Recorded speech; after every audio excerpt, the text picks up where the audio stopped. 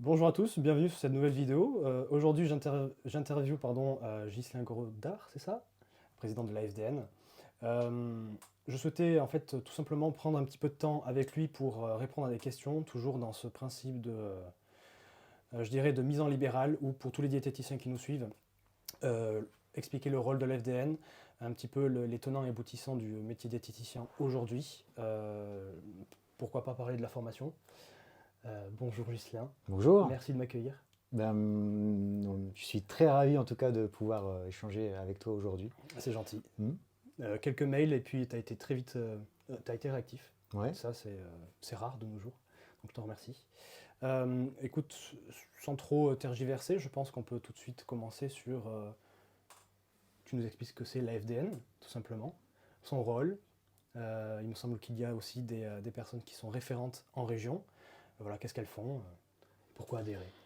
Alors la FDN, c'est une association, loi 1901 hein, au départ, et une association qui est maintenant, dont on va fêter les 70 ans cette année. Donc la date de création de la FDN, c'est 1954. Ouais, quand même.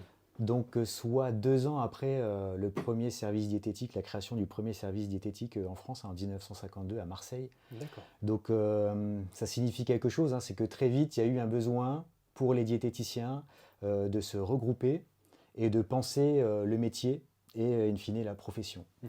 Et ce besoin, on le voit, a perduré dans le temps jusqu'à aujourd'hui, donc 70 ans.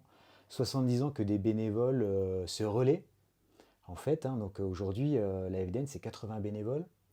Et c'est 2600 adhérents, 2600 diététiciens, diététiciennes, nutritionnistes qui font le choix de soutenir le projet associatif que porte l'association finalement. Donc une association, des bénévoles et un projet. Parce Ouais. qu'une association, c'est un projet. Il y a 3 axes dans notre projet, c'est assez simple. Hein. Ok. Le premier, c'est fédérer D'accord. la profession et représenter. C'est-à-dire qu'on s'attache, et c'est l'originalité et la force de la FDN, c'est qu'on va penser le diététicien dans l'ensemble de ses secteurs d'activité. Ok. Euh, En établissement de soins, dans une structure de restauration collective, en libéral, dans des activités de formation, de consultants, parce qu'on pense que, sans penser, sans sectoriser en fait, parce que, et surtout à l'heure d'aujourd'hui, on se rend compte que le diététicien, déjà, il a une activité souvent mixte, Oui, tout à entre fait, du ouais. libéral et Hmm. des établissements de soins. Ça, c'est quand même assez nouveau. Et la fonction publique hospitalière le permet maintenant, et c'est heureux. Donc une fonction des activités mixtes.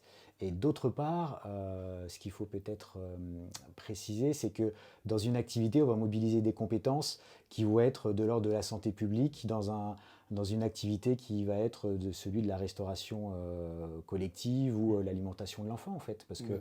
le diététicien va aussi penser des actions d'éducation dans ces milieux-là. Donc on voit qu'il y a une vraie transversalité des compétences. Ouais. Donc on représente tout le monde, ça c'est notre force. Il n'y a pas d'autres associations qui représentent autant de diététiciens avec cette représentativité. Donc fédérer et représenter. Deux, c'est pouvoir positionner le diététicien dans le système de santé.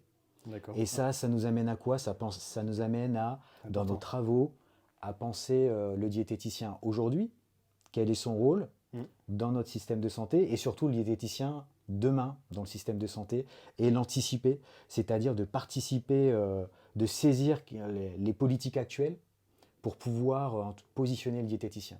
Parce qu'il y a toujours des trains en marche, et notre rôle, c'est de prendre ce train et de pouvoir positionner le diététicien. D'accord. Ça, on le voit dans divers projets, on va peut-être y revenir, mais le grand plan national anti-chute des personnes âgées, il y a les kinés et les ergothérapeutes, bien sûr, pour empêcher les personnes âgées de chuter à la maison. Et ben aussi, on a réussi à positionner le diététicien. Parce qu'une personne dénutrie âgée, c'est une personne qui va de fait beaucoup plus chuter. Et puis, troisième axe, ça va être accompagner le développement des pratiques professionnelles et de projets innovants. Donc là, nos métiers de santé évoluent, forcément. Hein. Nos métiers de santé sont basés sur des données scientifiques, donc en constante évolution. Donc on adapte nos pratiques professionnelles en fonction de ces données scientifiques. Et nous, on accompagne les diététiciens dans cet objectif. Dans un objectif de projet, c'est-à-dire un peu comme un entrepreneur qui aurait une idée, ou au-delà, je sais pas, ça veut dire quoi exactement? Développer les pratiques professionnelles, ça veut dire se former. Oui, d'accord. en Ok. fait. Donc la FDN et organisme de formation Calliope, on va permettre en tout cas de se former sur des aspects très particuliers, la nutrition et l'oncologie, Oui, oui. la nutrition du sportif, l'alimentation durable par exemple, et bien encore. Mais au-delà de la formation plus formelle, de la formation continue, on a aussi nos journées d'études qui est quand même le Tout à fait. rendez-vous incontournable des Oui. diététiciens. On Mm. réunit 800 1000 personnes autour de thématiques actuelles. Mm. Euh, Donc en fait, pour les formations, donc il me semble que c'est un format plutôt assez court. Face à un diplôme universitaire, on peut considérer ça comme une première marche. exactement, On met le pied à l'étrier sur une affinité que l'on a exactement. et de sources sûres quand c'est validé par la FDN en fait. Quand c'est sur une formation en lien avec le site, j'imagine, de la FDN. Oui, oui, il y a plusieurs niveaux de formation, hein. On peut aller, on organise des webinaires. Là, on Mm. a 2 heures. Bon, ben, c'est C'est déjà se beaucoup. former et penser à ses pratiques professionnelles et penser à les améliorer. Mm. On a la formation d'une journée, 2 jours. Ça rentre dans un processus qualité qu'on Ouais, appelle Calliope. tout à fait. Donc, ça garantit la qualité de la formation. Et puis ensuite, effectivement, on a les diplômes d'université, Mm. on a la reprise d'un cursus universitaire, Mm. on a voilà, le C'est bien. licence, master, doctorat. Donc on a vraiment plusieurs niveaux et nous, on assure au moins dans les premiers niveaux d'avoir un socle, en tout cas, d'outils qui permettent la formation pour faire en sorte d'avoir des professionnels diététiciens qui continuent de montrer leur plus-value tous les jours dans leur milieu d'exercice. Tout à Parce que fait. ça, c'est On a vraiment, besoin.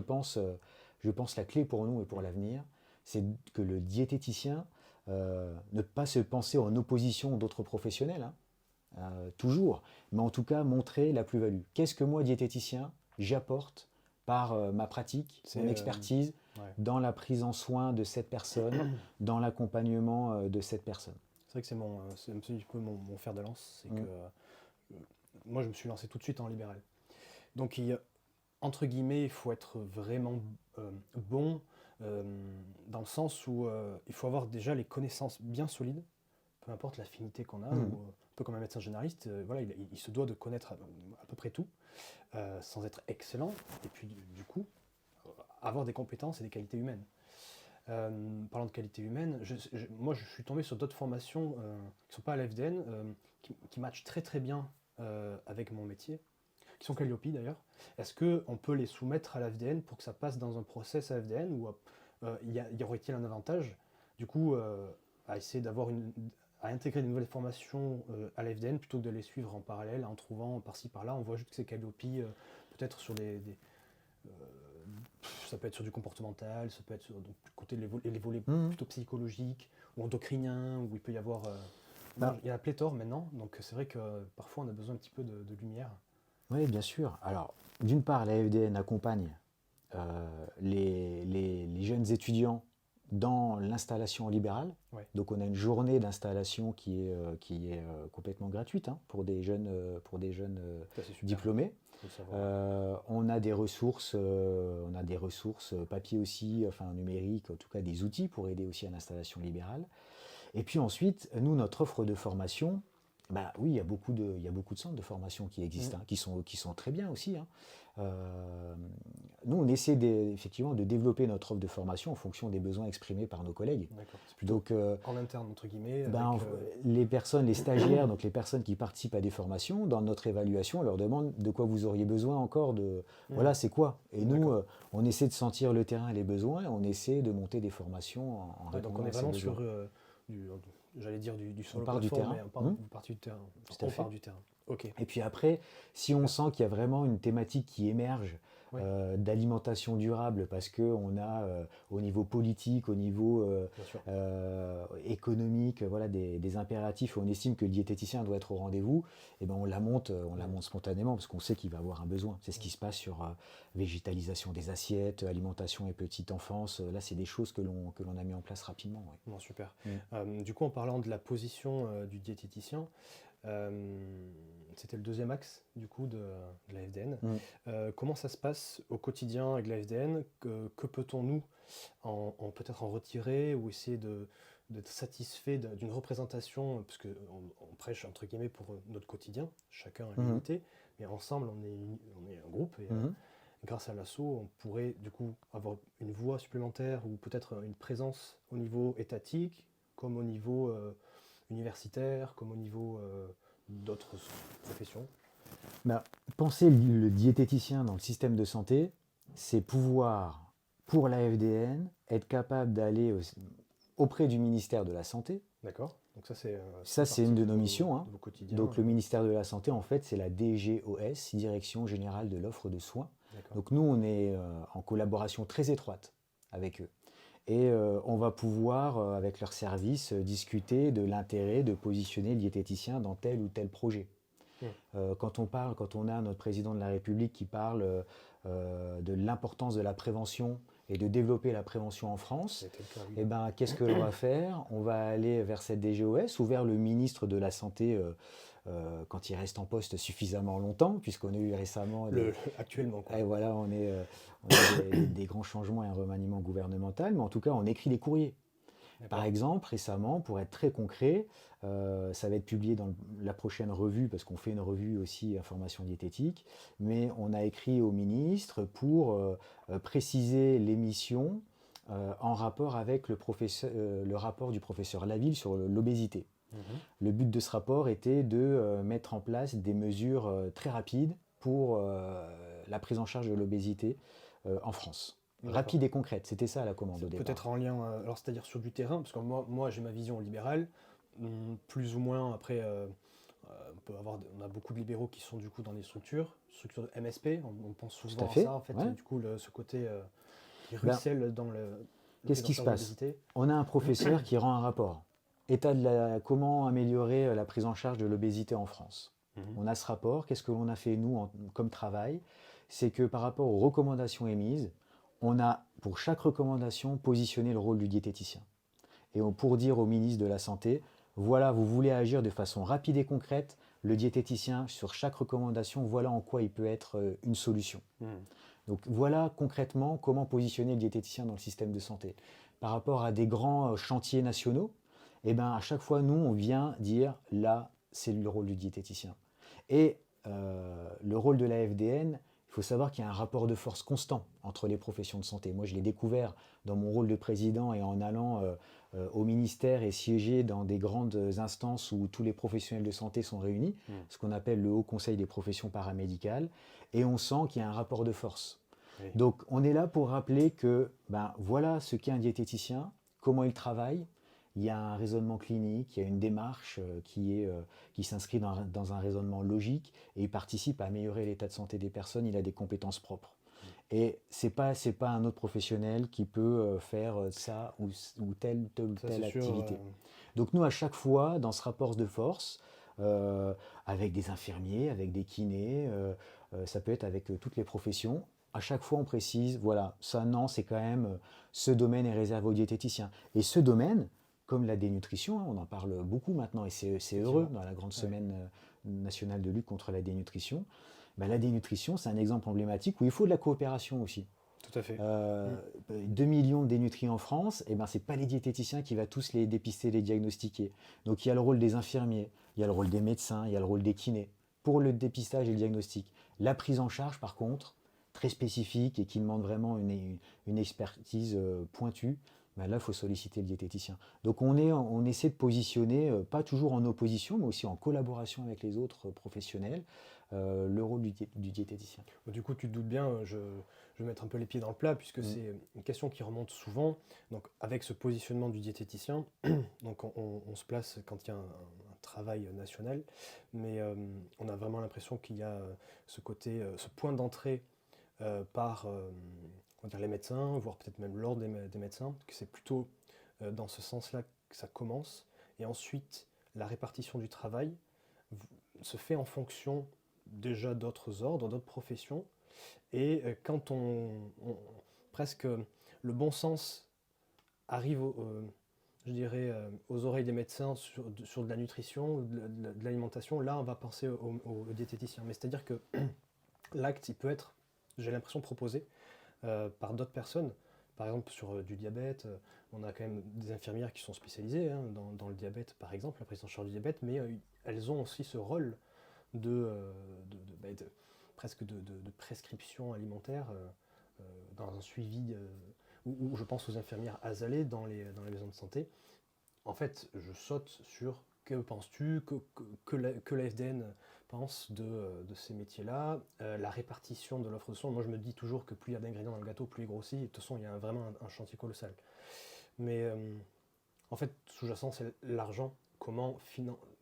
On a peur, en fait, je pense vraiment de se dire, bah, tiens, il y a du travail qui va partir chez eux et pas chez moi.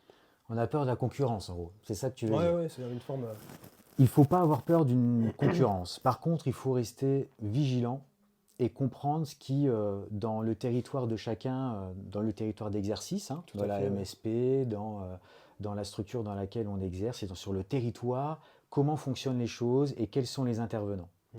En fait, ce qu'on appelle les infirmières azalées, ce sont des infirmières de santé publique. Azalée, c'est l'association C'est qui l'association, ouais, tout réunit à fait, ouais. ces infirmières de santé publique. Donc le statut officiel, c'est des infirmières de santé publique qui ont des missions très claires, hein, détaillées dans le Mm. décret, dans le décret qui pose leur mission.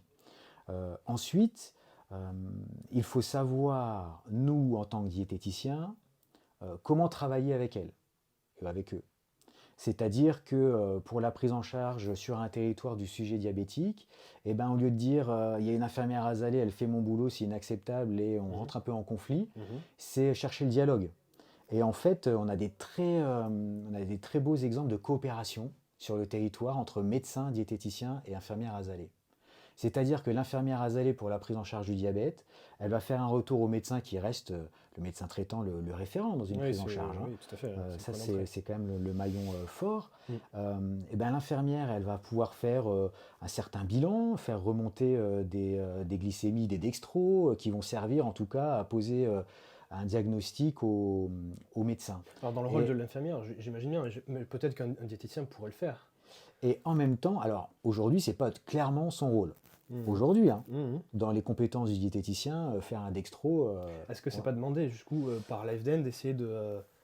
Alors, je vais terminer sur Oui. l'idée de comment travailler avec les professionnels de façon collaborative et de façon interdisciplinaire. Oui, Inter, c'est travailler ensemble. bienfaisant Et l'idée, c'est pour de le patient. pouvoir rencontrer ces infirmières en disant, voilà, quand un patient il a tel ou tel problème, dans le cas de son diabète, ou telle question, voilà où je peux intervenir et quel est mon champ de compétences. Mhm.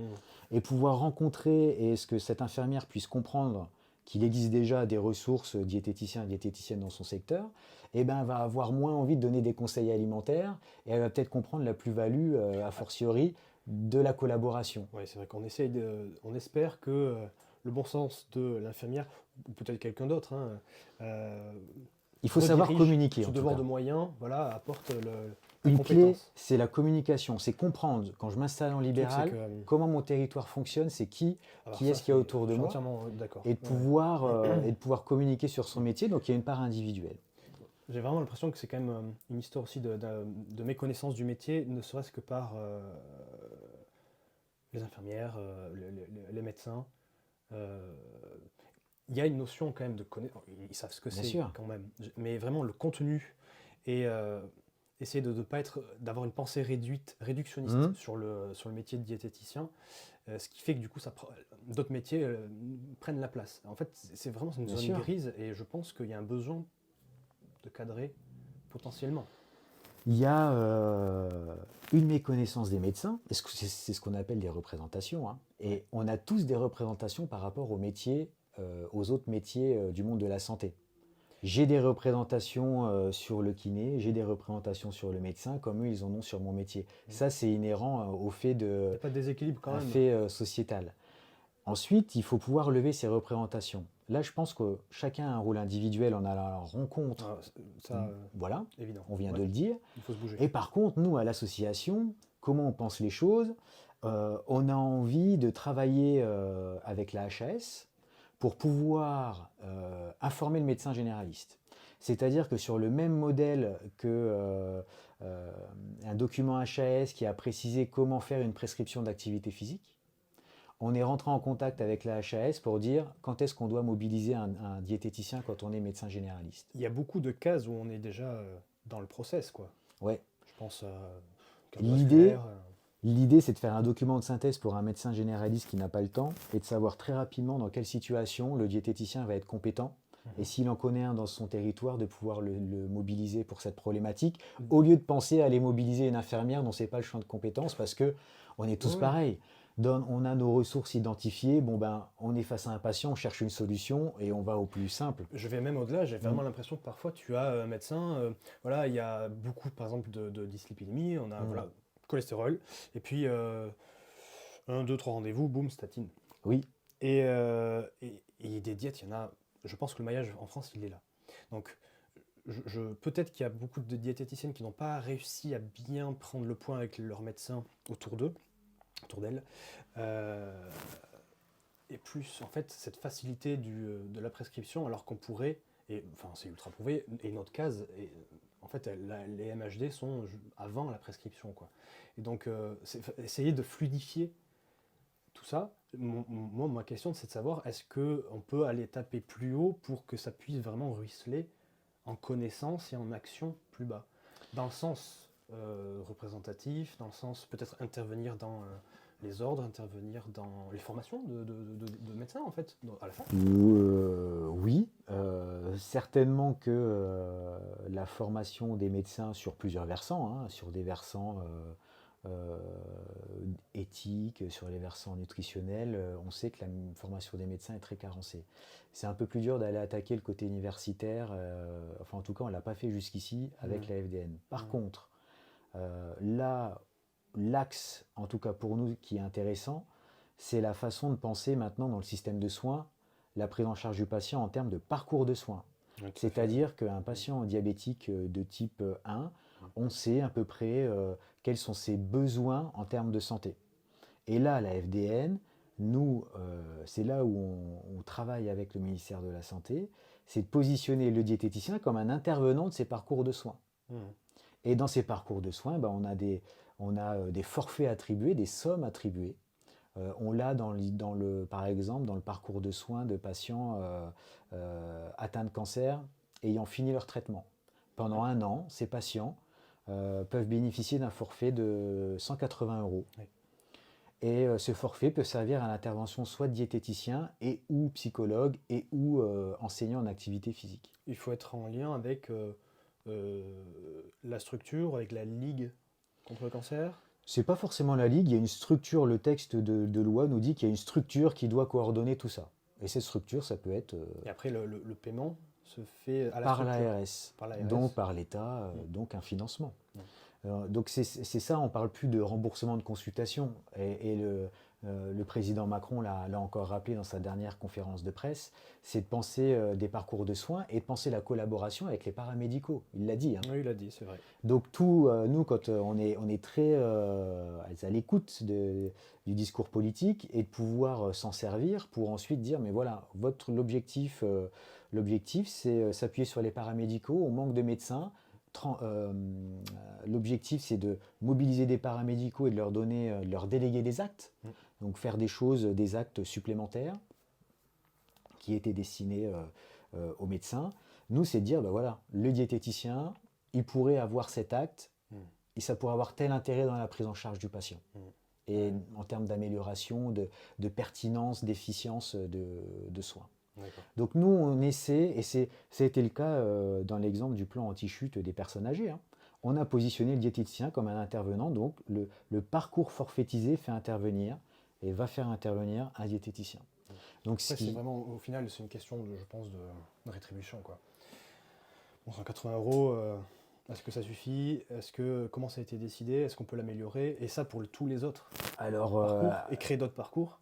Tout à fait. Alors ça reste un problème important. C'est-à-dire qu'on a des forfaits et qu'on a une part de gâteau et que la part de gâteau, elle n'est pas énorme. Donc nous, quand on est dans ces discussions, bien sûr, on avance l'idée qu'une consulte de 40 euros pour 45 minutes d'intervention, Oui, parce que on essaie de préciser en quoi consiste le travail du diététicien.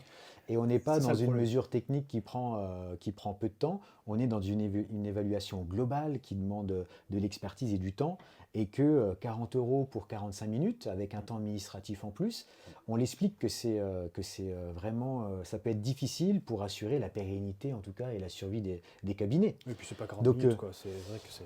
et puis il y a tout, Oui, bien c'est. sûr, avec l'administratif, parce qu'ensuite il faut se faire payer, donc il y a des Mm. démarches et c'est loin d'être toujours des démarches simplifiées. Donc nous, on le met en avant. Ensuite, il y a des arbitrages en fait, hein. Ça, c'est Ouais. pas la FDN qui le décide, c'est le gouvernement en fait, c'est Ça, les c'est les assurances budgets. maladie, c'est les budgets. Mm. Donc après, nous, par contre, ben, on dit pourquoi et on justifie pourquoi c'est pas assez. Mm. C'est pas parce qu'on n'arrive pas à partir en vacances, quoi. C'est parce qu'on n'arrive pas tout Non, non, non. simplement à vivre et à Et je assurer me une dis, viabilité.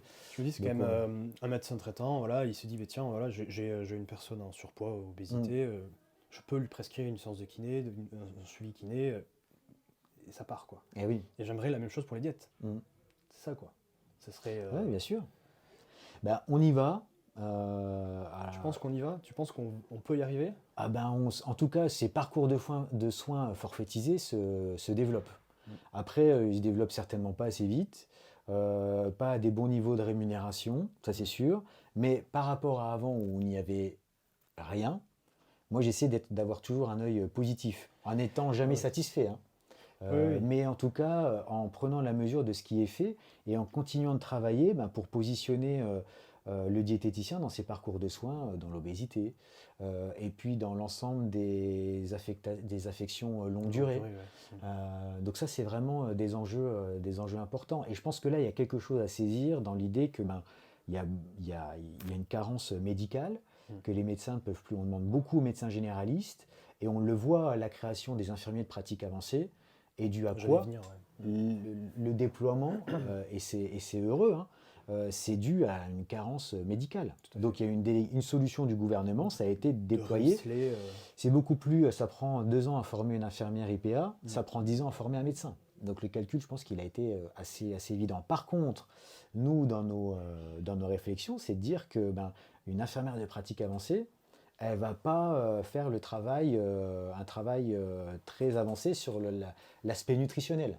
Alors, pour notre rôle, effectivement, de diététicien, en espérant que son devoir de moyen permette de rediriger le patient vers quelqu'un de plus compétent qu'elle. Donc l'idée, c'est que ben, il y a des compétences, de dire qu'il y a des compétences à déléguer aux diététiciens. Et de la même façon, hein, nous on travaille on travaille pas en vase clos non plus, hein. On travaille sûr, avec nos non, collègues bien sûr.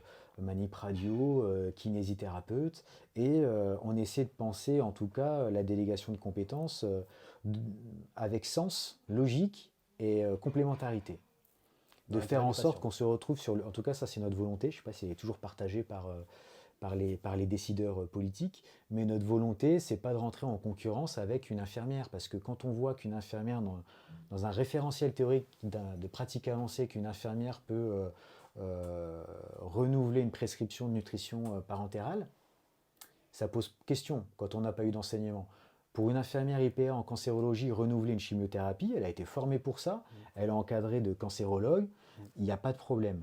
Une nutrition parentérale, ça demande une grande expertise et plus de 2 heures de formation dans le master, quoi. C'est vrai que c'est une demande, c'est souvent des questions que j'ai eues sur la capacité à pouvoir prescrire, attention au terme, mais voilà, prescrire tout ce qui est en lien avec la nutrition et l'alimentation. On parle des CNO, donc la nutrition parentérale, euh, mais aussi de bilan sanguin.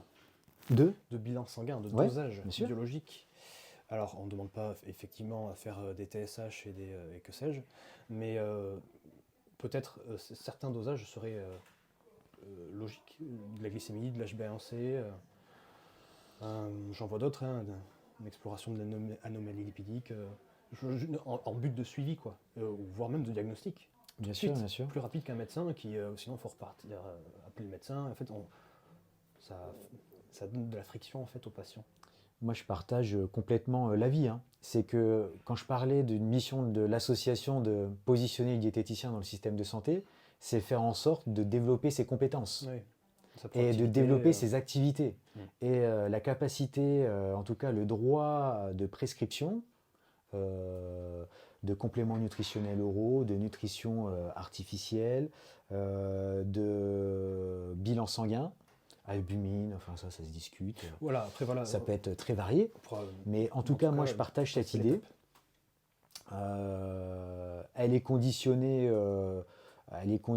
au fait d'avoir un niveau, en tout cas universitaire, suffisant. Alors, on peut aussi en Donc, discuter, effectivement. ça, on pourrait y revenir, D'avoir mais deux le niveau niveaux, universitaire va jouer dans l'autorisation que des députés et des sénateurs vont donner dans une loi à donner prescription aux diététiciens. je pense qu'il y a Donc ça, besoin. c'est un premier élément. Et ensuite, on y a déjà pensé, c'est-à-dire que on a un référentiel d'activité et de compétences du diététicien de pratique avancée en oncologie. Il est prêt, il est ficelé, Super. il est signé par la présidente d'Unicancer. D'accord. On est en train d'avoir l'aval de la Fédération française de nutrition, la FFN, pour pouvoir ensuite le présenter en fait. Et dire qu'un diététicien, voilà comment on envisage les pratiques avancées d'un diététicien en oncologie. Et on va très loin dans ces pratiques avancées. On pense la pose de sonde nasogastrique, on pense le bilan sanguin, on pense au premier geste de dépistage de l'infection de voie centrale, Oui. donc prescription d'hémoculture pour anticiper le diagnostic et pas attendre un interne qui puisse venir faire la prescription, le prélèvement par une infirmière, donc la prescription serait faite par un diététicien, et puis bien sûr la prescription de nutrition entérale et parentérale. Top. Et ça serait conditionné à 2 ans d'études, c'est un master 2 quoi. Donc ça pourrait, voilà, les personnes qui voudraient en tout cas évoluer dans leur pratique auraient la possibilité de le faire avec ce master de pratique avancée. Ça, c'est l'idée. Après, il pourrait y avoir aussi une formation continue. En tout cas, c'est 2 ans. Une pratique avancée nécessite un master 2. Ouais. Donc, nous, le document, il est prêt. Ensuite, c'est ce que je dis toujours, hein, la FDN, elle propose, elle travaille, elle ne décide pas. Celui qui décide, c'est le gouvernement. C'est le ministère de la Santé. Donc nous, ce que l'on fait, c'est proposer. Ouais. Et puis ensuite, il y a arbitrage. Et Et forcément, des fois, on est déçu, des fois, on attend, des fois... C'est vrai qu'on est quand même sur... dès qu'on veut avancer sur un point, ça nécessite une constitution, d'un travail, d'aller le porter. Et j'ai l'impression que c'est vraiment une question de force et de consensus qui font bouger les lois, bien sûr. les réglementations. Et rien n'est fixe, quoi. C'est une volonté. Et ça peut venir beaucoup plus de nous que d'autres. C'est pour ça que vous posiez la question pourquoi adhérer à la FDN. Hein. La réponse, elle est là en fait. Ouais, la FDN, plus on est ensemble, plus on pèse. Déjà, on a une capacité, une force de travail, parce qu'on a un groupe de bénévoles et on se répartit le travail, on peut être très efficace, parce que le temps politique, c'est des temps courts. Hein. On nous demande des dossiers parfois en 15 jours, voire beaucoup moins. Donc on a cette force de travail, et ensuite l'idée c'est qu'on a la légitimité, c'est qu'on a 2600 adhérents derrière nous qui légitiment l'association et qui font que ce que l'on raconte, c'est aussi la voix de nos confrères et de nos consoeurs. Et notre rôle, c'est ça, c'est d'avoir cette force, cette force de proposition pour pouvoir faire avancer les choses. Ensuite, les choses avancent plus ou moins vite, avec plus ou moins de succès, et ben oui, et ça dépend pas de nous. Alors parfois on est déçu, parfois on est content, des fois on a l'impression de faire 3 pas, on en fait 2 en arrière, mais on a quand même fait un pas. Donc on essaie de garder le moral. Hein. Mais en tout cas, c'est ça penser l'avenir du diététicien. Donc là, pratique avancée, on pense développement des compétences et des activités du diététicien, parce qu'on sait que c'est essentiel par la suite, et c'est essentiel pas pour les diététiciens en soi aussi. Hein. Nous, ce que l'on pense, c'est aussi aux patients derrière. Parce que dans les territoires ruraux, on va avoir besoin en tout cas de maillage de professionnels très compétents quand on va manquer de médecins pour pouvoir quand même assurer une certaine permanence des soins, une continuité des soins et des soins réalisés avec qualité, quoi. Donc c'est ce qu'on avance aussi. Derrière, on a un patient. Alors un patient ou alors une personne bien portante, un convive, avec qui on a la même responsabilité de préserver la santé. Hein. On est un professionnel de santé, donc quand on est dans une structure de restauration collective, on a en charge la santé des convives. Exactement, la population visée, oui, tout à fait. Donc, il s'avère que j'ai échangé très récemment avec l'association du GRAD. J'aurais aimé te poser un petit peu la question, savoir un petit peu ce que l'AFDN en pense, ce que tu en penses. L'intérêt pour vous soit de rester en association, c'est vraiment un drapeau blanc que là, je pose. Du coup, en fait, la proposition, c'est soit un syndicat, soit une association, soit essayer de se monter en ordre afin d'être voilà, vraiment hyper structuré. Et voilà, la peur sous-jacente, c'est ce niveau de revenus, d'imposition, tarifs de consultation avec des conventionnements et tout le pataquès. Alors, il y a plusieurs choses différentes, hein. Un Voilà. conventionnement, c'est l'assurance maladie et effectivement, un acte correspond à une somme, c'est la façon dont vont travailler des kinésithérapeutes, par exemple. Je pense que ça sera pas, c'est pas à l'ordre du jour pour les diététiciens. La façon d'avoir une prise en charge, en tout cas de consultation que l'on appelle remboursée, c'est par les parcours de soins. On en a C'est déjà autre chose, oui. discuté. Vraiment, j'aborde ce côté Euh, vraiment à la consultation. Peut-être ouais. même après avec sous prescription médicale, hein, ça peut Mhm. être avec un aval d'un médecin généraliste. Je pense que la consultation à l'acte, c'est complètement désuet. C'est-à-dire que la politique du gouvernement n'est plus du tout la consultation à l'acte. C'est la politique du gouvernement, Le et M. couloir. Macron l'a encore rappelé lors de sa conférence de presse, ce sont les parcours de soins. Alors, mais l'AFDN le pense ou c'est ça? Ah bah c'est la politique de santé en France. La consultation à l'acte, c'est quelque chose, c'est un modèle C'est quelque économique chose de qui la va. santé qui n'existe plus. Non mais il faut être très clair avec ça, hein. Ça Aujourd'hui, on c'est l'a toujours. Ah oui, oui, mais en tout cas qui n'est plus dans le développement de la santé aujourd'hui, c'est plus un modèle qui est... Donc, toute nouvelle structuration, nouveau projet, nouveau Ah oui, travail va être ne se pensé fera en pas termes à de... l'acte. Et la preuve en est, c'est qu'on nous a dit, M. Macron nous a dit quoi? Que la tarification à l'acte à l'hôpital va être en tout cas pondérée par ses forfaits, en fait, pour D'accord. penser le soin non plus de façon technique, mais de façon plus globale, Mm. en incluant la prévention. Parce que c'est en pensant parcours de soins, en pensant forfait, on peut inclure des actions de prévention. Et ça, c'est la nouveauté. Et c'est là où on va travailler là-dessus. Alors, sous forme d'association, parce qu'en fait, c'est vraiment cette histoire du GRAD, qui est une association qui communique partout.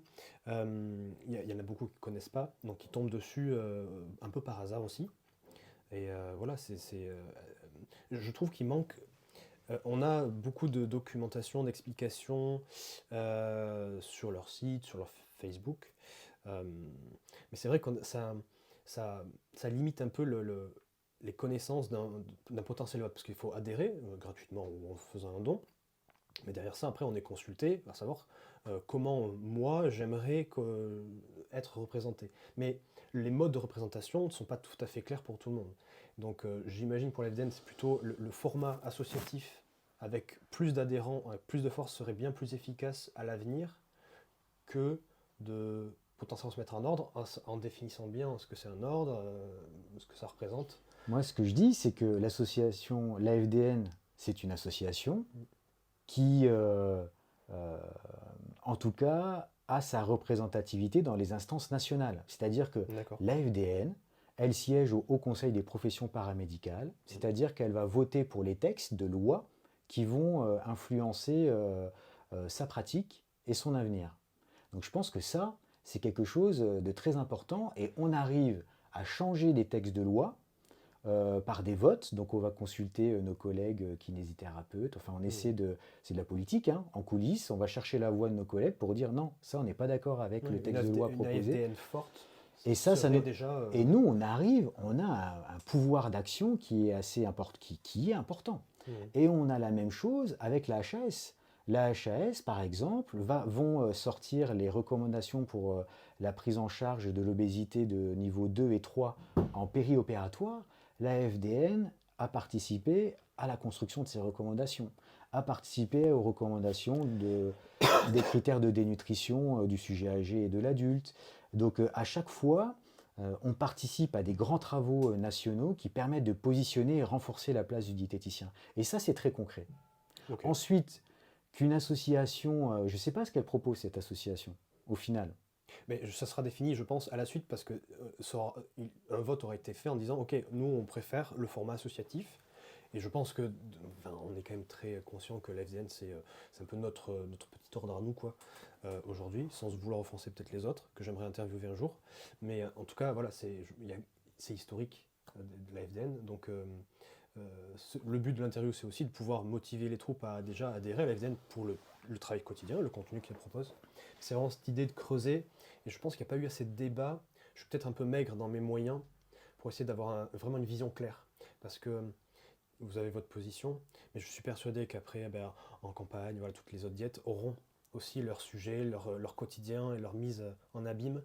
Et j'ai peur que ça ne crée pas des conflits, mais on est en France, quoi. Dans le sens où on aime bien essayer de... On veut que ça bouge, quand ça bouge, on râle, et en fait, rien Ben, ne va, et donc que ça soit clair. Et je pense que le grade est plutôt neutre dans ce sens-là. bah, nous, on est au travail, en Et fait. factuel, hein, déjà, votre Donc, travail. nous, notre force, c'est de travailler. Ah bah, Voilà. c'est déjà... Ensuite, non mais, Ouais, ouais. on travaille selon un projet qui est très clair. Mm. Ensuite, tout à chacun d'aller voir ce que une autre structure propose comme projet et est-ce que je suis en accord avec ce projet ou non, en fait. Après, ben, bien sûr, chacun est libre de se constituer en association, en syndicat, en Mm. fonction des besoins d'un projet particulier auquel des personnes pourraient croire. Ça, j'encourage. C'est une liberté fondamentale même. Oui, puis ça c'est Donc, partout, en soi, bon. moi, ce qui m'est, Si on veut le faire, on le fera. Mais mais à oui, quoi bon s'il y a déjà plein d'associations qui font déjà un travail. ce qui me semble important, c'est moi, ma mission en tant que président, c'est de clarifier le projet, de dire ce que l'on fait, Ouais. de dire nos projets et de faire passer ce message que voilà, on est une force vive sur laquelle on peut avoir confiance et s'appuyer. Mm. Est-ce qu'elle est suffisante? Est-ce qu'il faut qu'elle soit complétée? Ça, chacun pourra. Ça, c'est la vie de chacun en fait. Et On peut ensuite, nous, on est à l'écoute. On est une association qui a 70 ans, donc vous imaginez bien qu'elle a ouais. évolué. Donc un projet associatif, ben, ça évolue. Et tous les ans, en assemblée générale, où tous les adhérents sont invités, hein, Mm. on vote des objectifs annuels. Mm. Là, cette année, par exemple, on a voté l'objectif de améliorer notre communication auprès du grand public pour changer l'image, en tout cas modifier la représentation du grand public envers les diététiciens pour améliorer en tout cas la, euh, L'image mentale qu'en ont la population, en fait. ouais, et puis améliorer, en tout cas faire en sorte que le grand public aille Oui. consulter les diététiciens, Mm. Tout à fait. aille bénéficier de leur expertise pour leur santé. Donc on a communiqué dans la presse, on a fait un grand article dans Le Point, on a fait un article dans Libération pour essayer de dire voilà ce que sont les diététiciens et c'est quoi la valeur ajoutée Ouais. et rappeler qu'on est une profession de santé, Ouais. qu'on est quand même qu'on est soumis voilà, à des règles en fait Tout à fait. et qui assurent une certaine qualité. Donc tu me tends la perche. J'en viens avec toutes les nouvelles professions de pratique, de santé, de prise en charge d'un être humain. En fait, je parle notamment de la pratique de la naturopathie, des métiers de naturopathe. Qu'est-ce qu'on peut avoir aussi de l'acte l'acte de prescription de plan alimentaire par un coach sportif sans son diplôme de diète, qui se fait vraiment comme ça. Après, on a parlé des infirmières, entre autres. Mais voilà, c'est quelque chose qui monte. On en entend beaucoup parler, alors plutôt négativement à la télé. Mais il y a véritablement un bastion de personnes très très convaincues. Et quelle est la position de la FDN par rapport à ça? Quel travail a été fait peut-être déjà? J'ai cru voir aussi... qu'est-ce que j'ai vu? Ah oui, c'est la Ligue de l'obésité. T'as peut-être entendu parler. Bah, moi, j'ai juste vu passer un truc sur les réseaux, encore une fois, c'est peut-être qu'il faudrait améliorer les communications de nos métiers aussi, hein. Mais Ligue de l'obésité qui, je crois, autoriserait peut-être des formations, temps d'échange avec un syndicat.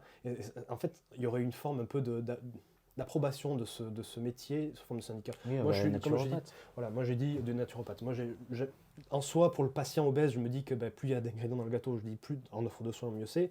Mais on est encore une fois sur nos plates-bandes. Et, donc il y a des craintes, toujours l'aspect financier derrière. Peut-être que la Ligue qui peut-être alloue un budget sur de la formation à des naturopathes, alors que peut-être de façon délétère aux diètes, on ne sait pas en fait. Pour répondre à la question, franchement, c'est inquiétant. D'accord. Mais oui, c'est inquiétant parce que on a des personnes Pour moi, ce sont pas ce sont des professionnels parce qu'ils gagnent de l'argent avec cette activité. Mais en tout cas, ce sont des personnes qui ont une action sur la santé des individus sans formation reconnue et solide. Et en cela, ce qui est inquiétant, c'est que ça met en danger les individus et la population. Ça, c'est inquiétant. Alors, c'est ce qu'on entend souvent, hein, C'est ce qu'on effectivement. appelle, moi, c'est ce que j'appelle des pseudo-nutritionnistes. Alors, c'est la façon assez, la plus gentille que j'ai trouvée parce que, pour les nommer. Des fake Parce diets. que, ouais, alors chacun aura son mot, mais en tout cas, on est tous d'accord sur le fait qu'il y a un vrai problème par le risque de dérive qui peuvent être de plusieurs degrés, hein. La dérive, elle peut aller jusqu'à la dérive sectaire, en fait, hein. Ça, c'est Et, sûr, on l'a vu. et et à l'emprise psychologique. Hmm. Ça, c'est assez, ça a déjà été montré et connu, documenté. En tout cas, et c'est la teneur des articles et de ma prise de parole dans les articles que je citais dans Libération et dans Le Point, hein. Donc, à aller voir. Oui, il y a Les liens. l'organisme gouvernemental Miviludes Ouais. qui est chargé de, en tout cas, c'est un observatoire, hein, sur Mm. les pratiques et les dérives sectaires. Les dérives sectaires liées à l'alimentation, le bien-être et la santé inquiètent cet organisme. Il y a eu un projet de loi qui a été adopté en première lecture au Sénat qui au départ devait en tout cas reconnaître le délit d'assujetion psychologique, le fait que voilà, le discours de ces personnes, si elle avait entraîné un refus de soins des médecines Conventionnel. conventionnelles, tout ça pouvait être condamné. Les sénateurs ont un peu balayé ça, Mm. mais en même temps ont renforcé le rôle de Miviludes en donnant un rôle beaucoup plus fort et important, et plus de poids. Donc ouais, il y a des choses qui bougent, mais pour nous, c'est toujours pas satisfaisant. On va se rapprocher là prochainement de la Fédération française de nutrition, parce qu'il y a il y a des travaux nationaux qui se mettent en place pour essayer de cadrer et de protéger surtout D'accord. euh, Ok. Il y a quand même quelque chose de l'usager du mis en système de place. santé en fait. Ok. Parce que c'est très inquiétant, ça peut aller. Enfin, moi, dans mon exercice, j'ai travaillé en cancérologie, en soins palliatifs, où j'ai accompagné des patients qui ont refusé parce qu'ils étaient suivis par des personnes naturopathes ou autres, hein. Mm. Alors, je nomme les naturopathes montent au créneau, mais pour moi, un naturopathe n'a pas à donner des conseils alimentaires. C'est C'est le sûr et champ du certain. diététicien. Je pense qu'on est tous d'accord On là-dessus. est tous d'accord. Et ce que l'on réclame, c'est de pouvoir reconnaître un exercice illégal. Parce que l'exercice illégal, il peut être reconnu dans le champ de la médecine et de la pharmacie, pas dans notre domaine. Donc euh, Pourquoi? eh ben parce que ça n'existe pas sur le plan législatif. Donc c'est Parce ce que qu'ils l'on réclame. sont structurés en ordre, c'est pour ça que c'est très Je sais caractérisé. pas, c'est pas les dentistes ont un ordre et n'ont pas d'exercice illégal de l'activité de dentiste. Donc je suis pas sûr que ce soit lié à la fonction, à la présence d'un ordre ou non. Mais en tout cas, c'est plutôt l'impact sur la santé en fait. Oui, bien sûr. Se prétendre pharmacien ou médecin, on peut tuer des gens. Alors, je pense pas Donc qu'ils arrivent à. J'espère qu'ils se prétendent pas à ce niveau-là. J'en connais non, mais c'est pour ça pas qu'il beaucoup. existe un exercice illégal de la médecine et de la pharmacie. Ce que l'on aimerait mettre en place, c'est un exercice illégal de la nutrition et de la diététique, parce que ça peut tuer des gens aussi. Hmm.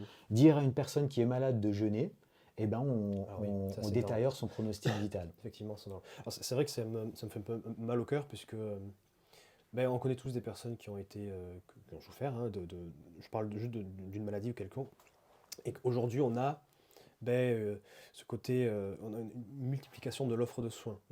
J'inclus hein, les naturopathes, les nutrithérapeutes, qui sont parfois des médecins et des pharmaciens, euh, ou des coachs sportifs plus Mhm. holistiques, quoi. Euh, je me dis surtout qu'il y a beaucoup de personnes veulent donner du temps et veulent aider d'autres. Il y a cette volonté de base de donner à autrui. Donc je me dis que c'est de les bénir, ces gens-là, plutôt que d'aller au combat. Je le pense vraiment, hein. Je me dis, mais est-ce que vous pourriez pas, alors, les bénir dans le sens, les obliger à devenir diététicien au minimum et continuer, en fait, du coup, tout en connaissance de cause, mais aussi à risque, s'ils veulent continuer leur pratique. Mais le truc, c'est que derrière ça, il y a quand même un diplôme du BTS Diète ou d'un DUT, Mhm. d'un BUT maintenant, pardon. je me dis que ça serait la solution. C'est que d'essayer, au lieu d'aller au combat, d'essayer d'envoyer de la formation sur des naturopathes, des syndicats. Après, mais s'ils veulent pas, ok, mais à ce moment-là, ben, du coup, on est plus radical sur ceux qui veulent pas, quoi. Après, ça, c'est personnel. Moi, C'est un personnel. coach, Au final, sportif, bah, il veut donner des conseils alimentaires, c'est pas son métier. Bon, soit il devient diététicien, ça sera son métier, ok. Voilà. Par contre, moi, j'estime que dans ma pratique, j'ai rencontré des personnes qui avaient besoin soit psychologique, Mm. soit physique. Il y a d'autres facettes. Et ben, Hein. je les ai aiguillés vers des collègues, en fait. Mhm. Parce que c'est ça, On a une être un connaissance professionnel, du c'est travailler en équipe et avoir connaissance des compétences de C'est l'autre. ça. Et que quand ça ne relève pas de mon champ de compétences, Mhm. et ben mon rôle, et c'est déjà beaucoup, faire beaucoup, hein, Professionnel de donner à santé, une quoi. personne les coordonnées d'un psychologue pour qu'il puisse bénéficier de soins parce qu'on estime qu'il en a besoin, et ben ça, c'est déjà faire son métier de diététicien, Mhm. par exemple. On attend la même chose des autres. Et c'est là où est l'erreur de ces professionnels, c'est pas c'est l'humilité, le manque d'humilité de ne pas reconnaître ses limites. Oui, c'est vrai qu'ils ont. Et, et pour le diététicien, par contre, quelle question à se poser? Et ça, dans l'exercice de l'oncologie, quand je donne des cours à des étudiants en soins infirmiers, j'insiste beaucoup là-dessus. C'est que les personnes arrivent, on est malade, il y a une vulnérabilité, il y a une blessure, vulnus, blessure en latin. Mhm. Elles sont donc fragiles. Et ça, les gourous ils l'ont bien compris. Par contre, si on ne veut pas qu'un patient ne parte du côté du naturopathe, du gourou, ou en tout cas de la personne de façon plus générale, je ne veux pas les viser, mais de plus générale de la personne qui n'a pas de compétences dans un domaine, c'est qu'on doit avoir une posture qui est celle de l'écoute et de l'accueil. C'est-à-dire qu'une personne qui dit « moi j'ai un cancer et je ne veux pas manger de sucre parce que ça va développer mon cancer », ce qui est faux sur le plan scientifique. Si on dit non, c'est pas ça, il faut faire comme ça, eh ben, vous n'accueillez pas l'écoute de ce malade. Oui, on n'est pas dans le. Et ce malade qui n'est pas écouté, il va chercher un professionnel ou une personne qui va l'écouter. Ça risque d'être une personne qui n'est pas compétente et qui risque de faire plus de mal que de bien. Donc ça, c'est de la posture éducative, hein, et c'est de l'éducation, thérapeutique aussi. Hein. Voilà. C'est quoi le besoin de cette personne, où est-ce que l'on en est. Et puis parfois, ces personnes, elles ont besoin d'expérimenter. Donc oui, ok, je ne voulais pas manger de sucre, mais écoutez, on va se revoir dans 15 jours. Et puis vous me dites, on fera le point. Et moi, j'ai été amené à suivre des personnes qui, au bout de 15 jours, 3 semaines, eh ben, on a fait le bilan et elles ont expérimenté le fait qu'elles vont moins bien, qu'elles ont perdu des forces, qu'elles se sentent moins bien, et que leur oncologue leur a dit que peut-être le traitement ne va pas être réalisable en totalité parce que l'état général n'est pas bon. Elles ont toutes les informations, en temps et en heure. Et puis parfois, il y a des blocages, c'est aussi un accompagnement psychologique. Donc cette personne a eu besoin d'expérimenter le fait que ce n'est pas la bonne solution. On n'est pas là pour imposer un idéal normatif de soins. On sait ce qu'il faudrait faire, mais on ne peut pas l'imposer. Donc moi, je sais que on n'allait pas dans la bonne. C'était pas ce qu'il fallait pour elle, mais il n'y avait pas d'autre choix. Sinon, je fermais la porte à aller voir quelqu'un d'autre. Par contre, je l'accompagnais. Et on a pris 3 semaines de retard, mais au bout de 3 semaines, on a réussi à pratiquer différemment. Ça, c'est la richesse du métier. C'est ce qui fait aussi notre richesse, mais ça s'apprend. Parce qu'on sort de l'école, on a plein de certitudes, on sait qu'il faut appliquer, telle ou telle conduite. Ça, c'est pas le métier de diététicien. Pour moi, la diététique, c'est un art, tout comme la médecine est un art. C'est-à-dire qu'on se base sur des données scientifiques, pour nous les données des sciences de la nutrition. Et de ces données, notre art, c'est notre raison pratique même. Hein. C'est Aristote qui disait ça. C'est de pouvoir, de ces données scientifiques, les adapter à la personne singulière, à l'instant T. Et de voir. Exactement. C'est ce transfert du général au particulier. Et ça, il n'y a que le diététicien qui peut le faire dans le domaine de la nutrition. Et c'est comme ça, je parle de plus-value depuis tout à l'heure. Pour moi, c'est ça la plus-value d'un diététicien. C'est la capacité à adopter des données générales, des recommandations en général, à une personne singulière. Et puis, c'est pas les décalquer, hein, mais à en faire quelque chose pour améliorer l'état de santé chez une personne. Dans des temps qui vont pas être celui non plus que l'on espère parfois. Voilà, une prise en soin, c'est plein d'aspérités, de détours, c'est pas une ligne droite. Et c'est souvent, et c'est toujours complexe, parce qu'on a affaire à l'humain.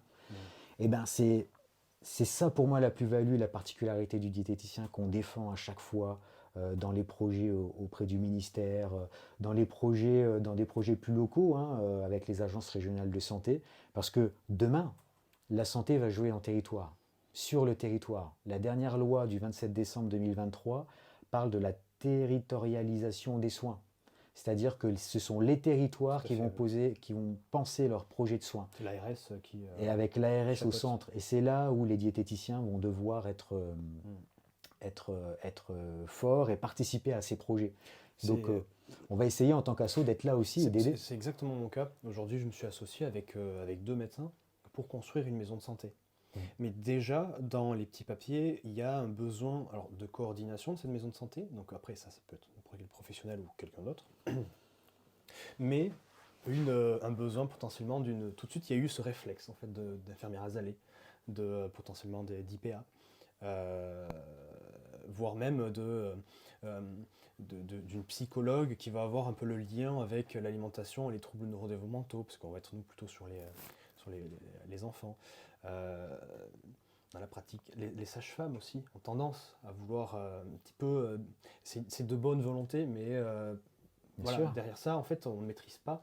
Et ça m'a inquiété tout de suite, en fait, vraiment, tout de suite de se dire, mais là, la docteure, là, va falloir qu'on fasse un rendez-vous pour que Eh oui. je prenne le point moi-même. Et je pensais qu'un médecin savait beaucoup plus de choses, entre guillemets, sur notre métier.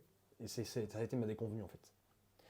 Et donc, je vais devoir prendre le temps d'aller lui expliquer un petit peu mon juron, en toute honnêteté, parce que je pourrais dire, oui, bon, je sais lire des bilans sanguins, vas-y, laisse-moi, t'inquiète, je fais une prescription, enfin, je recommande ça ou ça en dosage. Mm. Après, il y a quand même une tolérance avec les médecins, ils ont un pouvoir de délégation, entre guillemets, et c'est eux qui chapeautent, qui Ouais, bien sont sûr. responsables. Mais c'est vraiment une proactivité de chacun à avoir, quoi. Il faut savoir se positionner dans son environnement. Ouais, Et c'est un caractère, hein, il faut travailler ensemble et il faut se faire connaître et que les personnes avec qui on va travailler, on ne peut pas travailler sans, parce que l'infirmière, elle va avoir un regard très intéressant, elle a ses compétences, la sage-femme aussi, mais tout le monde a envie d'aller voilà, sur le conseil alimentaire, tout le monde se sent un peu concerné hein, en fait. Comme c'est l'acte alimentaire est Tout le monde mange. universel, bah, tout le monde se pense compétent. C'est ça notre grande difficulté. Ouais. Mais il faut essayer voilà, de faire un diagnostic autour de soi et avec qui je vais travailler. Et puis, certainement, il y a un travail voilà, Ah ouais, moi c'est de la négo, hein. d'explication. C'est de la négo, c'est une consultation, je prends le temps. Eh ouais, En plus avec mes spécificités, et donc ce qui permettra de donner plus de rôle à d'autres. bien sûr. Mais ouais, Et ouais. ça, c'est ce qui est ignoré dans l'installation libérale, je pense. C'est pour ça qu'on essaie de faire le point dans cette journée d'installation libérale, c'est de dire, OK, il y a la phase administrative, Mm. la gestion, voilà, c'est une gestion administrative, mais en fait, il y a comment je développe mon activité libérale. Mm. Et développer l'activité libérale, Mm. ben, c'est comment je vais travailler avec les professionnels du territoire. Et c'est l'avenir. Et Parce qu'il c'est l'avenir, y bien a des sûr. projets, Parce que ça va se concrétiser, être formalisé dans une loi. tant dans le thérapeutique, MSP, que sais-je, libéral, que le préventif ou la population sur les cantines scolaires, les EHPAD publics, Bien sûr. les mairies, les agglos. Et oui, j'ai une petite question sur du coup l'avenir de la formation. Donc, on parle du libéral. Moi, c'est vraiment le fait de prendre ma caméra, d'essayer de venir à la rencontre de quiconque. C'est essayer de donner des clés sur le libéral. Moi, je me suis vraiment lancé et je pensais que j'allais être un énième diététicien en libéral comme ça. Mhm. Et en fait, je me suis rendu compte que c'était pas le cas. Il y avait beaucoup je dirais, de diètes qui sont à mi-temps, quelque part. En fait, c'est très galère. Derrière ça, dans la formation, en fait, on n'a pas de développement sur effectivement la mise en place libérale, mais même au-delà de cette pratique avancée, en fait, est-ce qu'on vise un remodelage des formations pour devenir diététicien à court terme, du sens, maintenant on a BTS, BUT, je trouve qu'il y a déjà une disparité, puisque le BTS va devoir rajouter le TP, aujourd'hui on a le TP dans le BUT, c'est 2 niveaux d'implication. BTS est connu pour être un des BTS les plus durs de France, il me semble, Mhm. c'est très très Bien dense. sûr. Voilà, donc au sens large, la réorganisation, est-ce que c'est possible? Est-ce qu'on pourrait faire peut-être qu'un seul bac plus 2 ou bac plus 3? Et après on a parlé du bac plus 5 et Bah, au-delà. la position de l'association, de la FDN, elle est assez claire. c'est que depuis plusieurs années, la revendication, c'est un métier, un diplôme. Et ce diplôme doit être de grade licence. Pourquoi? Parce qu'il y a des accords de Bologne en Europe qui disent que les formations doivent être en LMD, licence, master, doctorat. Donc le minimum est la licence. D'accord. Ensuite, développer les pratiques avancées nous permet de penser le master, puisque pratique avancée va avec un master 1, un master 2. Mhm. Et un enjeu pour nous, alors c'est peut-être un vœu pieux, hein, parce que les infirmières qui sont 300 000 arrivent à peine à le faire, c'est avoir un doctorat en diététique et nutrition à terme. Doctorat, ça veut dire qu'on aura des diététiciens qui vont pouvoir aller enseigner à d'autres diététiciens et produire des recherches qui vont aller participer à améliorer les pratiques des diététiciens sur le terrain. Pour l'instant, les recherches, elles sont faites souvent par des médecins. Voilà. Donc, Ou des doctorants en nutrition humaine, en biologie, biochimie. qui ne sont pas diététiciens. Donc là, l'idée, c'est de pouvoir, en tout cas, avoir une certaine autonomie, c'est-à-dire que le diététicien pense sa pratique à partir de données scientifiques produites par des diététiciens, quoi. Donc, Ça serait mon rêve, hein. eh ben, il est partagé. Donc c'est quelque chose que l'on défend. Ça commence. Il y a beaucoup de difficultés chez les infirmiers, hein. Il y a très peu d'infirmiers. Je crois que le dernier article que j'ai lu, c'est une quarantaine de maîtres de conférences en sciences infirmières, donc des infirmiers qui ont une thèse, et qui participent vraiment à la formation des infirmiers. Ouais. Ça n'existe pas pour d'autres professions paramédicales. Mais en tout cas, c'est une ligne que l'on doit avoir pour l'avenir et pour le long cours. En attendant, à court terme, c'est ce bac+3 qui nous intéresse. Il faut déjà, on s'est battu depuis cet été pour avoir la reconnaissance du BUT, hein, qui vient remplacer le DUT, donc Oui. qui est véritablement une licence professionnelle. On a vu passer, oui, Donc on a déjà c'est une vraie avancée, ça. C'est que les étudiants qui sortiront de ce BUT, ils ont une licence professionnelle, donc un grade de licence. Ouais. Et puis ensuite, on a le BTS, hein, qui est aussi là, De côté. non, mais qui reste à bac+2, mais qui est en train de faire l'objet en tout cas Une analyse, hein. d'un lifting. D'accord. C'est-à-dire on a commencé des travaux pour repenser le BTS à l'aune des besoins qu'un diététicien a en 2024 pour faire bien son métier de diététicien. Comme un niveau de base, c'est ça? C'est-à-dire qu'on va repenser tous les enseignements du BTS pour faire en sorte qu'ils puissent permettre à un étudiant qui sortira de ce BTS Oui. d'être beaucoup plus performant D'accord. qu'actuellement. Parce qu'il faut être quand même assez lucide. Le BTS actuel, il y a eu une petite refonte à la fin des années 2010, mais on reste sur des modes d'enseignement qui sont très scolaires et pas du tout. Oui, c'est ce qu'on reproche le plus à la prépa, On le partage tous, à la ration alimentaire et compagnie. qui sont plus du tout en phase avec les activités du diététicien Plus l'aspect aussi, peut-être un peu plus actuellement. psychologique. Ouais, d'accord. Donc il y a un vrai travail de refonte qui a débuté. Et ça, c'est où, qui? Vous? Eh ben c'est des travaux qui viennent de débuter, qui restent officiels, hein, mais c'est au ministère de l'Éducation nationale. D'accord. Non, en fait, donc nous on est partie prenante parce que justement les personnes quand même les mieux placées pour dire de quoi un diététicien a besoin pour exercer, en représentant 2600 diététiciens de tous les secteurs d'activité, on a en tout cas cette légitimité qui est reconnue, hein, pour faire part de nos souhaits. Ouais, Donc on a le remonter TP, terrain, quoi. on a la santé publique, parce que demain, un diététicien, c'est un acteur de santé publique. Voilà. Moi, je pense beaucoup aux écoles. Dans la prévention de l'alcool, ça a été aux rappelé EHPAD. par l'HAS, hein, le Ouais. diététicien dans la prévention fait. de l'alcool, on est en plein dry January. Et oui, on est voilà, C'est pour vrai. l'alimentation scolaire. Là, on est en train de théoriser le statut de diététicien scolaire. Au même titre que des infirmières scolaires, on est en train de défendre cette idée d'avoir un diététicien en milieu scolaire pour faire des actions de prévention. Super. Pas seulement pour penser la restauration scolaire, mais faire des actions de prévention Ouais. de l'obésité, des troubles du comportement alimentaire, ça peut aller assez loin. Donc cette idée de santé publique et améliorer les compétences en nutrition, en tout cas diététique clinique thérapeutique. Ouais, Avec d'accord. l'idée d'enseigner en BTS la nutrition artificielle et les prises en charge de la nutrition de grade 3, donc nutrition entérale, parentérale, enfin aller beaucoup plus loin. Un petit peu plus loin, quand même. Et bien sûr, le dernier point, point fort, c'est l'alimentation durable. Alors, c'est vrai que c'est un sujet auquel je ne pense pas. Et qui va être essentiel. Moi, ma compagne construit des maisons en paille, dites-vous bien. Donc, et c'est quelque chose qui... on est d'accord que c'est le déchet du blé, hein. Et je ne pense pas souvent à toute ce travail colossal qu'il va y avoir. Parce qu'aujourd'hui, c'est vrai que c'est plutôt l'agroalimentaire, le combat des labels, de la variété des labels, euh, des différentes qualités alimentaires qu'on retrouve en supermarché.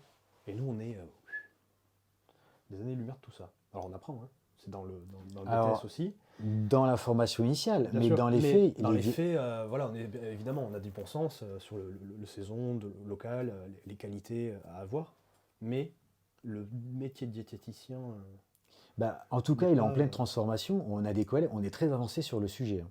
C'est Ok, que la transformation végétale dans les établissements de soins, en restauration scolaire, elle fait l'objet de débats qui sont politisés.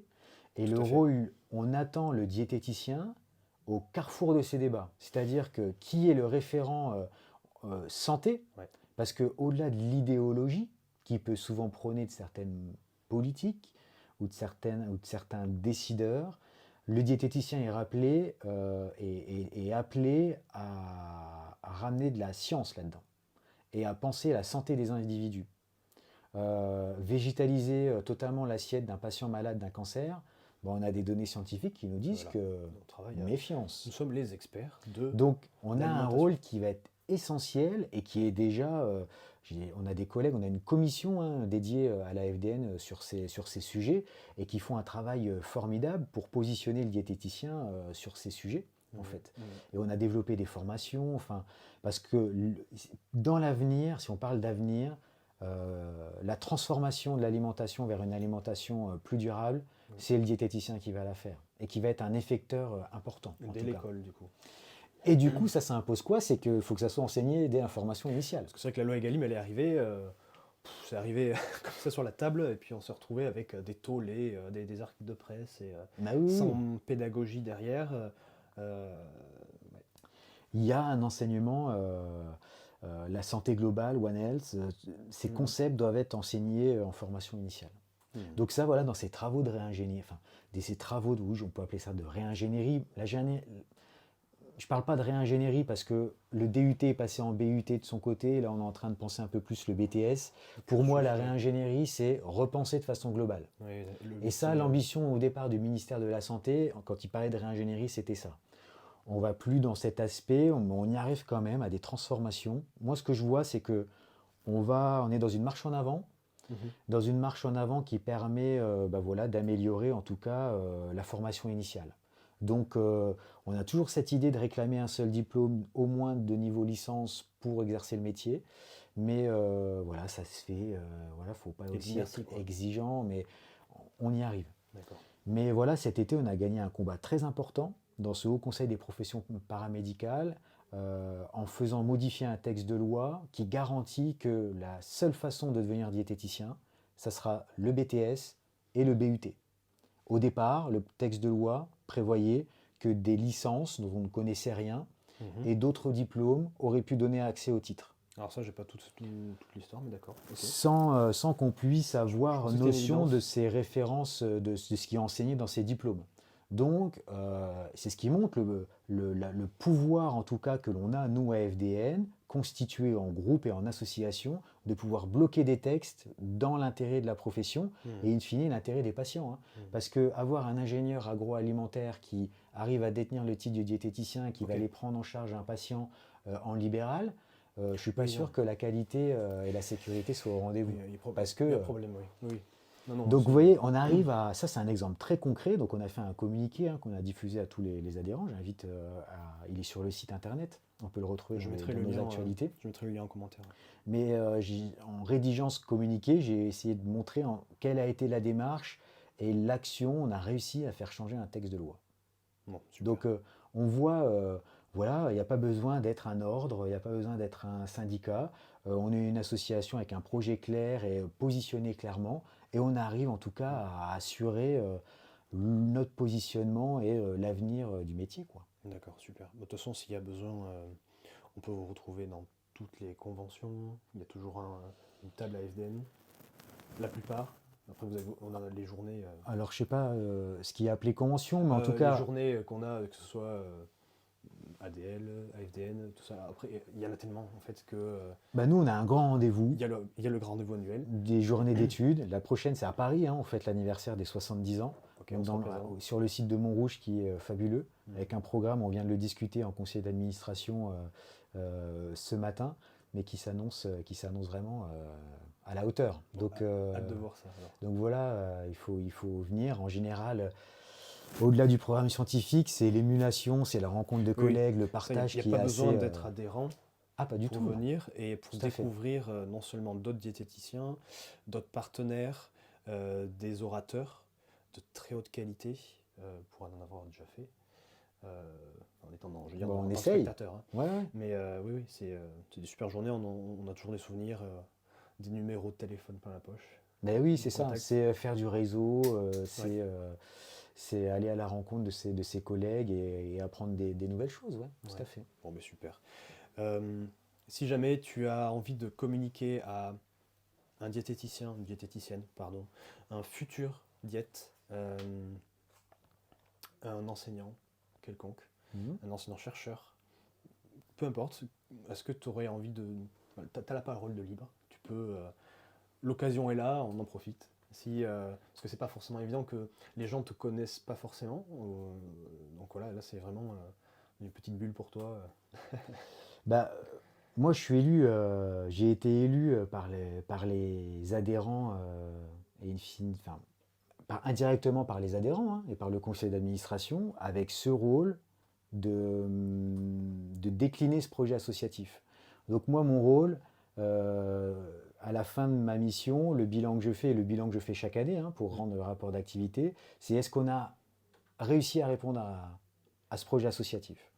Et voilà, c'est les adhérents, c'est la confiance qu'on nous accorde qui permet de faire ce bilan et qui nous honore aussi et qui nous donne la force et la légitimité quand on va défendre des projets, quand on va défendre le diététicien, de pouvoir se positionner et de proposer des choses en fait.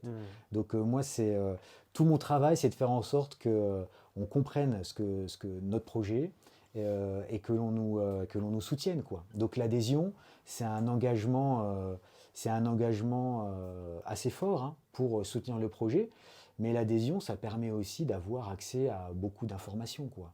Et de rester, en tout cas, il y a la newsletter, enfin, il y a plein d'outils pratiques, de fiches pratiques, surtout pour les jeunes étudiants, de fiches pratiques avec voilà, des démarches de soins impliquées à des situations médicales particulières. Donc, il y a beaucoup de choses. Et c'est vraiment le message, c'est rejoignez-nous, soutenez-nous, et on arrivera à encore déployer nos efforts J'ai et vu notre qu'aujourd'hui énergie, quoi. on a des référents du coup régionaux. Et c'est plutôt récent ça, il me semble. Ah non, ça a toujours Non? existi, j'en ai peut-être pas assez Désolé. parlé. Oh, Si on peut une terminer méconnaissance. peut-être là-dessus, c'est que dans ces 80 bénévoles, il y a 30, 35, je pense, délégués régionaux. Ouais. Ces délégués, ben, ce sont les représentants de la FDN en région Voilà. et qui vont aller, qui sont à proximité des adhérents, dont la mission est de réunir les adhérents, de fédérer en région, de donner de l'information, de créer aussi de la convivialité et de pouvoir faire vivre le projet associatif en région et de répondre, c'est très important parce que du terrain, il nous faut remonter en fait les problématiques qui intéressent les diététiciens et qui peuvent être rencontrées sur le terrain. Et nous, on essaie, on en a parlé à des infirmières de santé publique, on essaie d'apporter des solutions, des leviers, pour pouvoir voilà, faciliter le travail des diététiciens en fait. Ok, super. C'est quel boulot. Voilà. Bénévole en plus. C'est bénévole, on est tous bénévoles. Mm. On a 3 salariés au siège, Ouais. chargés de communication, chargés de projet, une assistante de projet, et qui permettent de décliner tout le projet Ouais, associatif. donc c'est quand même un maillage Mais on fait tout nous-mêmes. Important, ouais. Notre congrès s'est fait nous-mêmes, on fait intervenir aucune société extérieure, donc tout est artisanal et en même temps tellement professionnel. Moi, j'admire tous les bénévoles qui œuvrent au projet en fait, Mm. parce Ouais. que c'est On est tous des convaincus, c'est un des investissement. passionnés. Mm. C'est ouais. Ok, bon bah écoutez, super. Merci beaucoup en tout cas. Merci. Et puis sans doute à une prochaine fois. Ouais, Allez, à j'espère. bientôt. Ah bah c'est sûr. Bonne continuation. Merci.